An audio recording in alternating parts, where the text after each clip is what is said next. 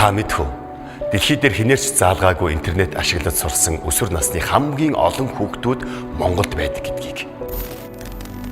Таны хүүхдийг танаас илүү цахим орчин хүмүүжүүлж байгаа гэдгийг. Цахим орчинд таны хүүхэд танаас илүү ажиллаж чаддаг гэдгийг та мэдв үү? Нийт хүүхдүүдийн 3/2 нь 2-оос илүү аккаунттай гэдгийг. Таны хүүхэд ч бас таны мэдэхгүй дахиад өөр Facebook хаягтай гэдгийг. Тэр хаягаараа насны хязгаарын тухай мэдлэггүйгээр сөрөг мэдээллүүдийг өдөр бүр уншиж, сонсож үзэж байгаа гэдгийг.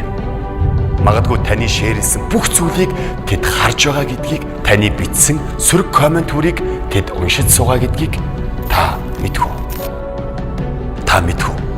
Цахим орчныг ашиглан өдөр бүр гэмт хэрэг гарч байгаа гэдгийг. Баггүй хэсэг нь хүүхдийн хүчирхийллийн хэрэг байгаа гэдгийг.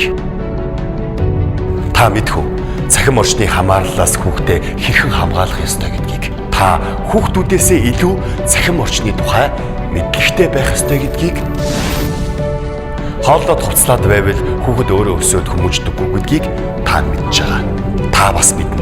Цахим орчин биш, та хүүхдээ хүмүүжүүлэх ёстой гэдгийг. Тиймээс хүүхдүүдийнхээ төлөө бурууг бүү түгээх